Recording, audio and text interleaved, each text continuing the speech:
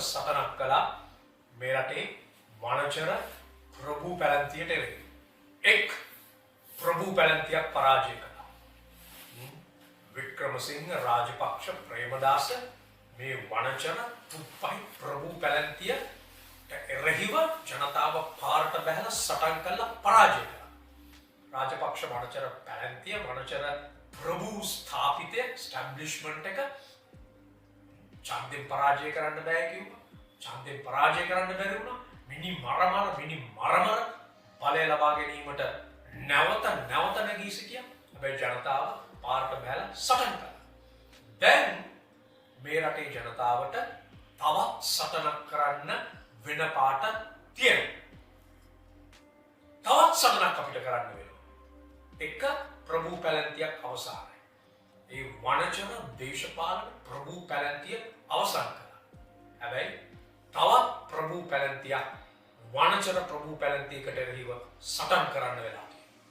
ඒ වනචර පූජක පැලැන්තිය. මේ වනචර පාදක පූජක පැලැන්තියකට එරෙහිව සටන් කරන්න වෙලා තියෙනවා.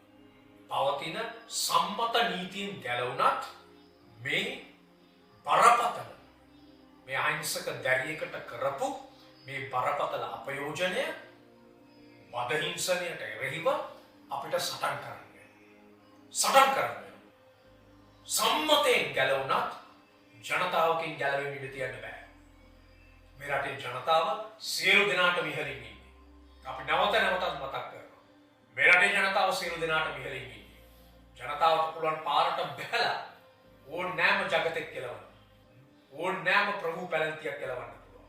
එබැවින් ධෛර්යයක් තියෙන ජනතාවකට අපි සූදානම් වෙන්න කියනවා. අපිට සූදානම් විය යුතුයි අපි මේ වනචර පූජක පැලැන්තිය මුලින්ම පුටා තබන්න. ඒක තමයි මම මුලින්ම කියන්නේ. විශේෂයෙන්ම අපිට පේනවා මේ ධෛර්ය වෙනුවෙන් මේ සම්මත මේ දේශපාලන ප්‍රභූ පැලැන්තිය පෙනී ඉන්නේ නැහැ. පෙනෙන්නේ රාජපක්ෂ වනචරයෝ රාජපක්ෂ වනචර සංස්කෘතිය සියලු අපි දන්නවා සියලු සංස්ථාවන් පුරා රාජපක්ෂ වනචර පැලැන්තිය පැතිරිලා. ඒක මේ ආගමික සංස්ථාවන් පුරා පැතිරුණා. ආගම් පවා තමන්ගේ වනචර සංස්කෘතියට පාදක සංස්කෘතියට යට කළා. එසා පෙනී ඉන්නේ නැහැ මේ දැරිය වෙනුවෙන්. අපිට පේනවා මේ දැරියව පාග තවත් ඒ දැරියව මරා දානවා. තවත් ඒ දැරියව දූෂණය කරනවා. අපි දැක්කා අර නුවර ඉන්න කාලකන්ණි පාදඩ රාජපක්ෂ වනචරය. ඒ වනචරය අපි දැක්කා කියනවා මේ ගණිකාවක් ලබා මේ මහා සංඝරත්නය මේ භික්ෂූන් වහන්සේව චෝදනා කරනවා. අපි උන්ට කියන්න තියෙන්නේ උපතින්ම අම්බපාලකා උපතින්ම ගණිකාවක් නෙමෙයි. බොල මේ අවුරුදු 11 12 දී වදහිංසනයට ලක් වෙලා අපයෝජනයට ලක් වෙලා ඒ දැරියව එක එකාගේ අතින් අතට යන තැනටපත් කළේ මේ කහකඩ වනචර කහකඩ. ඒ වනචර කහකඩේ අත් කරපු ඉරණම තමයි අද මේ දැරියට දුක් විඳින තත්වයකට මේ තරම් අගාධයකට ඇදලා තියෙන්නේ. උපතින් අම්බපාලියක් නෙවෙයි මේ දැරිය. ඒ නිසා පෙනී ඉන්නේ නැහැ මේ වනචර දේශපාලන සංස්කෘතිය පෙනී ඉන්නේ නැහැ මේ ප්‍රභූ ස්ථාපිතය පෙනී ඉන්නේ නැහැ මේ දැරිය වෙනුවෙන්. සජිත් ප්‍රේමදාස පෙනී ඉන්නේ නැහැ. වික්‍රමසිංහගේ කොම්ප්‍රඩෝරු ප්‍රභූ පැලැන්තිය පෙනී ඉන්නේ නැහැ. ඒ නිසා තමයි මේ රටේ ජනතාව උන්ගේ වනචර ඒ කොම්ප්‍රඩෝරු තුප්පහි ප්‍රභූ පැලැන්තිය ජනතාව පාගල පස්වලට යට කරලා දැම්මේ.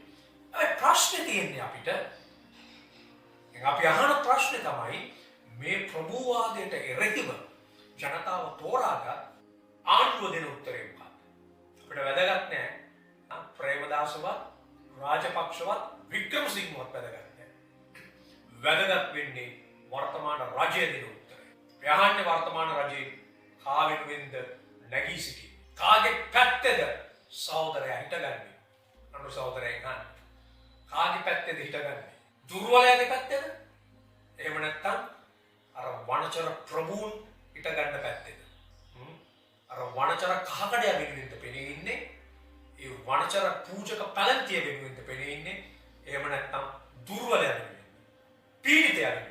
අපි යන්නේ රජයේ වගකීම මොකක්ද? රජය තෝරාගත්තේ වර්තමාන අනුර කුමාර සහෝදරයාගේ රජය තෝරාගත්තේ දුර්වලයා වෙනුවෙන්. මතක තියාගන්න. ප්‍රභූවාදයට එරෙහිව දුර්වලයා වෙනුවෙන් පෙනී ඉන්නයි තෝරාගත්තේ. අවශ්‍ය කරන්නේ කොන්ද කෙලින් තියාගෙන වර්තමාන රජයට අපි කියන්නේ කොන්ද කෙලින් තියාගෙන දුර්වලයා වෙනුවෙන් පෙනී ඉන්න. මේ දැරිය වෙනුවෙන් පෙනී ඉන්න. අපි දැක්කේ නෑ පාර්ලිමේන්තුවේ කාන්තාවෝ ඉන්නවා මෙතරම් කාන්තාවෝ ඉන්නවා අපි දැක්ක කාන්තාවකට අපහාසයක් කරොත් පාර්ලිමේන්තුවේ කාන්තාවකට නමක් කිව්වොත් කාන්තාවකගේ ඇහැ ගැන කිව්වොත් කට ගැන කිව්වොත් මුණ ගැන කිව්වොත් කැතද කිව්වොත් ලස්සනද කිව්වොත් පුදුමාකාර විදියට අපි පහුගිය දවස්වල දැක්ක කාන්තා මන්ත්‍රීවරයන් කෑ ගන්නවා දඟලනවා විරුද්ධ වෙනවා විවේචනය කරනවා කවුද මේ දැරිය වෙනුවෙන් පාර්ලිමේන්තුවේ කතා කරන්නේ අපේ අහනවා ඒ කාන්තා නියෝජිතවරයන්ට දේශපාලන නියෝජිතයන්ගෙන් අහනවා ආණ්ඩුවේ කාන්තා නියෝජිතයෝ ගණනාවක් ඉන්නවා අපිට කරුණා කරලා අපි දැක්කේ නැහැ. අපි තාම දැක්කේ නැහැ මේ කාන්තාව මේ දරිය වෙනුවෙන් පෙනින අවුරුදු 11ක දැරියක්. අටේ පන්තියේ දැරියක්ව තමයි දූෂණය කළේ මේ කහකඩයා. විනාශ කළේ ජීවිතය. කවුද වෙන්නේ හිටියේ? වැදගත් වෙන්නේ ඒක. අයිවාරු වැඩක් නැහැ. අයිවාරු වැඩක් නැහැ. ඒකට මට වැනෙන්න බෑ. දුර්වලයා වෙනුවෙන් පෙනී ඉන්න ඕනේ. අපි තාම ඒක දැක්කේ නැහැ. කනගාටුයි කියන්නේ. අපි තාම ඒක දැක්කේ නැහැ. අපි එක තැනක අපිට ධනාත්මක දෙයක් තියෙනවා මේ කහකඩයව නගන්න පුළුවන් වුණා උසාවියට. ඒක තමයි අත්අඩංගුවට ගන්න පුළුවන් වෙච්ච එක එක්තරා ජයග්‍රහණයක්. හැබැයි ඒක තරම්ම සතුටු වෙන්න බෑ. සතුටු වෙන්න බෑ. අනෙක් පැත්තට හැරිලා කහකඩයට මේ විදියට ගැලවිලා යන්න පුළුවන් නම් ඒක බරපතල ප්‍රශ්නයක්. මේ වනචරයට එහෙම ගැලවෙන්න ඉඩ දෙන්න බෑ. අපි අගය කරනවා ළමා ආරක්ෂණ අධිකාරිය තමන්ගේ භූමිකාව ඉටු කරා. ෆොන්ද කෙලින් තියාගෙන ළමා ආරක්ෂණ අධිකාරිය කටයුතු කිරීම ගැන අපේ සතුට පළ කරනවා. හැබැයි අපි දන්නවා මේක නැව්වේ කොතනින්ද? නැව්වේ වෙනින් කවුරුවත් නෙමෙයි. මුළු රටම දන්නවා කොතනින්ද නැවුනේ පොලිසියෙන් නැවුනේ කියන එක. ඔව් පැහැදිලිවම දන්නවා මෙතරම් විමර්ශනයන් කරලා මේ කහකඩයක් කතා කරපු දුරකථන ඇමති 80ක් විතර තියෙනවා. ඒ දැරිය ලබා දීපු උත්තර දැරිය සියලු දේ හඳුනාගත්තා. යන්න ලැජ්ජයි. මේ දැරිය විස්තර කරනවා සාදු මොනවද කළේ සාදු මොනවද කිව්වේ සාදු මොකෙන්ද පිළිදන්නේ මේ සියල්ල මෙල්දරව් කරලා තිබියදී පොලිසිය කටයුතු කරපු ආකාරය ලැජ්ජයි නිසා බරපතල සැකයක් මේ රටේ ජනතාවට කියනවා කොහෙන්ද නැවුනේ කවුද නැව්වේ කවුද නැව්ව මහායිකා කියන එක ප්‍රශ්නයක් පොලිසිය මොකಾದ මේක නැව්වේ කියන එක ප්‍රශ්නයක් ඒ නිසා මේ රටේ ජනතාව බොහොම උනන්දුවෙන් බලන් ඉන්නවා ජනතාව උත්තරේ දෙන්න ලෑස්ති දෙන්න බැරි නම් සම්මත නීතියට උත්තරයක් සාධාරණත්වයක් ඉටු කරන්න බැරි නම් මේ වින්දිත දැරියට මේ හඩක් නැති දැරියට මේ දුර්වලයාට ජනතාව තීරණයක් ගනී. ජනතාව නැගී සිටින්න ඕනේ. ඒක තමයි අපි කිය ඔක්කොටම කලින් ජනතාව නැගිට්ටොත් මොක ගැහුවා. ජනතාව නැගිට්ටන මොහොතේ ජනතාව නැගිටින මොහොතේ හැම එකම ජනතාවට යටයි. ඒ සටනට ජනතාව ලෑස්ති වෙන්න යුතුයි. ඒක තමයි අපේ හෘද සාක්ෂිය. මේ දැරිය වෙනුවෙන් දුර්වලයා වෙනුවෙන් පෙනී ඉන්න අපේ හෘද සාක්ෂිය. මේක ගහන්න තියෙන්නේ එක දෙයක් සම්මතයෙන් ගැලවුණත් නීතියෙන් ගැලවුණත් අපි අහනවා මල්ලතු පාර්ශවයෙන් මොකක්ද ගන්න තීන්දුව මොකක්ද ගන්න තීන්දුව මොකක්ද ගන්න විනය ක්‍රියාමාර්ගය වැඩක් නෑ නීතියෙන් මොකක්ද වෙන්නේ කියන එක විනය ක්‍රියාමාර්ගය මොකක්ද ගන්න අපි දැක්ක පහුගිය දවස්වල අර මද්ද්‍රව්‍ය ගෙන ආපු ඒ ජාවාරමේ ගිය ඒ කහකඩයන් ගැන අපි දැක්ක විදනිකා සියලු නිකායන් නැගිටලා මේගොල්ලෝ විවාද කරන්න මේක භික්ෂු ශාසනයෙන් පන්නන්න චීවරයෙන් පන්නන්න දැන් මොකද්ද කරන්නේ කවුරුත් කතා කරනකොට කටේ පිට්ටුද අපේ කටේ පිට්ටුද ඔළුවෙන් දෙයිටන් ඉන්නේ මොකද්ද ගන්න විනය ක්‍රියාමාර්ගය අපිට කියන්නේ මේ නැවතත් මේ වනචරයව මේ වනචර කහකඩයට අටමස්ථානය බාර දෙනකම් බලන් ඉන්නද? මේ කහකඩයට අටමස්ථානය බාර දෙනවද මනෝලතු පාර්ශ්වය නැවත? බාර දෙනවා මේ කහකඩයට. ඒතර අපිට කියන්නේ මේ කහකඩයට කියලා දන ගන්න කියලාද? අටමස්ථානට අපිට යන්න කියලාද කියන්නේ මේ කහකඩේ ඉන්නකොට? අපි අහන්නේ මනෝලතු පාර්ශ්වය. මේ රටේ ජනතාවට කියන්නේ ඕන දෙයක් උන්ට කරන්න පුළුවන් කහකඩයට ඕන දෙයක් කරන්න පුළුවන් අපිට යන්න කියලා දෙකට. අපිට දන ගන්න කියලාද කියන්නේ උන්ට? මේ වනචරයන්ට දන ගන්න කියලාද කියන්නේ? ජනතාව බලන් ඉන්නවා මොකද්ද ගන්න විනය ක්‍රියාමාර්ගය කියන එක. ගත්තේ නැත්නම් අපි ජනතාවට කියනවා මතක තියාගන්න ජනතාව අවදියෙන් ඉන්න. මේ කහ කඩේට දන නමන්න එපා. යන්නට අවස්ථානයට. ඒක අපේ පුණ්‍ය භූමිය. වදින්න දොහොත් මුදුනේ තියලා අපේ බුදුරජාණන් වහන්සේට තථාගතයන් වහන්සේට වදින්න. ශ්‍රී මහා බෝධියට ගෞරව කරන්න. හැබැයි අපි ජනතාවගෙන් ඉල්ලන්නේ සතයක් දාන්න එපා පින් කැටේට. සතයක් දාන්න එපා පින් කැටේට. දන නමන්න එපා මේ කහ කඩේට. මේ වනචරයට කහ කඩන්න දන නමන්න එපා. දන නමන්න එපා මේ වනචරයට.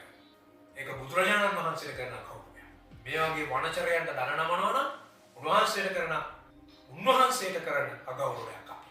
උන්වහන්සේට කරන අගෞරවයක් බෞද්ධයන්. මේ වනචරයන්ට දන නමන එක. ශීලයයි වැදගත් වෙන්නේ චීවරය නෙමෙයි. බුදුරජාණන් වහන්සේගේ චීවරය වැඩක් නැහැ. භක්තිය වැඩක් නැහැ. ශීලය. භික්ෂුවකගේ ගෞරවය රැකෙන්නේ සීලයෙන්. බුදුරජාණන් වහන්සේගේ දහම මේක. උන්වහන්සේගේ ඉගැන්වීම මේක. සීලය, ක්‍රියාව, ආචාර ධර්මය, මොරැලිටි එක. මොරල් එක. ඒක නැත්තම් වදින්න එපා මේ වනචරයන්ට. ජනතාවේ තීන්දුව ගන්න. සතයක් ගන්න එපා මුන්ට. මිනිස්සු දාන සතෙන් රුපියලෙන් 1000න් 2000න් 3000න් කාලා තෙලේ හැදිලා වනචර වැඩ කරන්න. උන්ට සතයක් දෙන්න එපා. සතයක් දෙන්න එපා. අපිට පේනවනේ. අර ශ්‍රී මහා බෝධි කපුවා කියන වනචරයා සත්ව මාංශ කන එකේ. ඌ සත්ව මාංශ කනවා. සියලු සතුන්ගේ මාංශ කනවා. දැන් මේ කලකඩියා නාරි මාංශ කනවා. දෙන්නම වනචර. පාදඩිය. අර ගීපාදඩිය. කපුවා කියන ගීපාදඩිය රටේ ලෝකෙ තියෙන අහිංසක සත්තු ඔක්කොම අරගෙන ඌ කනවා. ඌ සත්ව මාංශ කනවා. වනචරේ. මේ කහකඩිය සිවුරක් දාගෙන නාරි මාංශ කනවා. දෙන්නම වනචරේ. දෙන්නම පාදඩිය. නිසා මේ රටේ ජනතාව ඔහොම පැහැදිලි දෘಢතර තීරණයක් අපිට පුළුවන් ජනතාවට. මේක අනිත් පැත්තෙන් අපේ රජයට කියන්නේ ඍජුව මැදිහත් වෙලා අවශ්‍යයි කතිකාව. මේ භික්ෂු ස්ථාපිතය මේක කරන්නේ නැත්තම් ඍජුව මැද ඒකට රජවරු මැදිහත් වුණා. දඹදිවි කතිකාවද දෙවෙනි පරාක්‍රම බාහු රජුරු තිබ්බා. අවෙනි පරාක්‍රම බාහු රජුරු පොළොන්නරු කතිකාවද තිබ්බා. ඒ දුස්සීල භික්ෂු නෙලවා ගන්න අවශ්‍යයි. දුස්සීල භික්ෂු නෙලවා ගන්න. රජය මැදිහත් වෙන්න. රජය මැදිහත් වෙන්න මේක හොදලා මුලිනුට්ටා දාන මේ වනචරයන්ගේ ගලව ගන්න මේ තුන් බුදුදහම. මේ වනචර පූජක පැලැන්තී ගලවා ගැනීමේ වගකීමක් රජයට තියෙනවා. මැදිහත් වෙන්න ඍජුවම. ඒක අතීතයේ රජදරුවෝ කරපු දෙයක්. අවසාන වශයෙන් කියන්න තියෙන්නේ මේ කහකඩ රැළ එක කාලෙක අපි දැක්කා හතේ පොතට විරුද්ධ වුණා. හතේ පොතට විරුද්ධ වෙලා තියෙන්නේ අටේ කෙල්ලෙක් ගන්න බැරි වෙන්නේ ඉන්න. මේ පාහර හතේ පොතට විරුද්ධ වුණේ අටේ කෙල්ලෙක් ගන්න බැහැ. ඇයි? මේ බාල වයස්කරුවන්ට මේ බාල වයසේ දරුවන්ට මේ පාඩම කියලා දුන්නොත් මේ අපයෝජනයන් ගැන දැනුවත් කරලා තිබුණොත් උන්ට මේ අහිංසකයන්ව අපයෝජනය කරන්න බෑ. අවුරුදු 11 12 මොන වගේ මුන්ට කියන්නේ මොකුත් නෑ. මුන් සත්තුත් නෙමෙයි. සත්වයේ කියලාවක් කියන්නේ බා මුන්ට.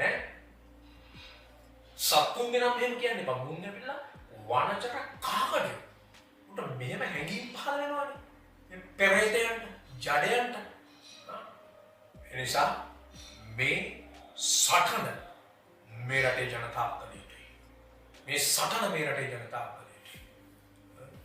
ඒක මේ රටේ ජනතාව සතු බරපතල වගකීමක්. අපි එක මේ රටේ ජනතාව නැගී ඉඳිමින් ඒ වනචර දේශපාලන ප්‍රමුඛ ස්ථාපිතය පළවා හැරිය පාරට බැලලා පළවා හැරිය. දැන් ඉතිරි ටික කරන්න වෙනවා මේ වනචර පූජක පැලැන්තියට එරෙහිව. ඒ සටනට ජනතාව සූදානම් විය යුතුයි. ජය.